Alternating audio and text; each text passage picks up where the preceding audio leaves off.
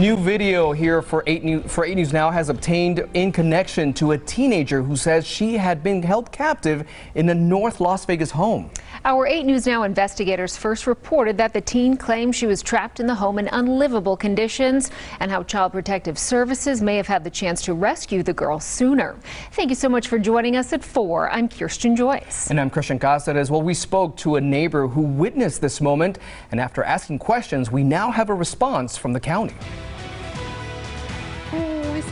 This woman, who wants to only be identified as Maria, claims something strange has been happening at her neighbor's home on Spirit Sun Court near North 5th Street and Craig for more than 6 years.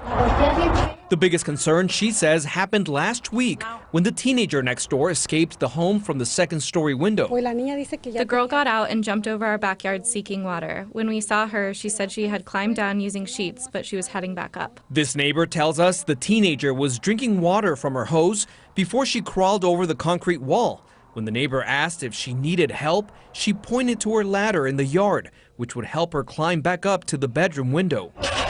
Neighbors called North Las Vegas police, and according to reports, when officers arrived, the teenager said she was locked in the room where she was currently in, and the room did not have a knob, but only had a deadbolt lock, which required a key for both sides, which she did not have.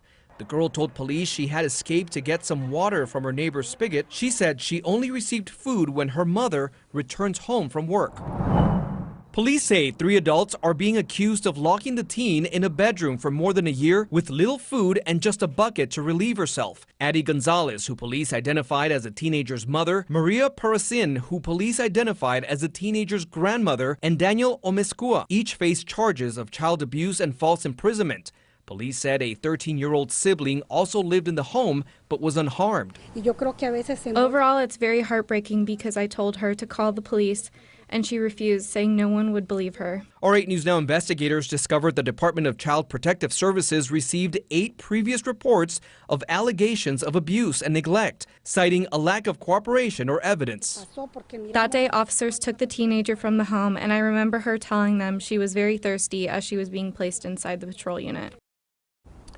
Well, the 3 adults are no longer in jail. Clark County did release a statement about this case, which reads, "This is a tragic event, and while Clark County cannot comment on the specifics because of confidentiality and ongoing investigations, we are ensuring that all the support that is needed is available and will be provided."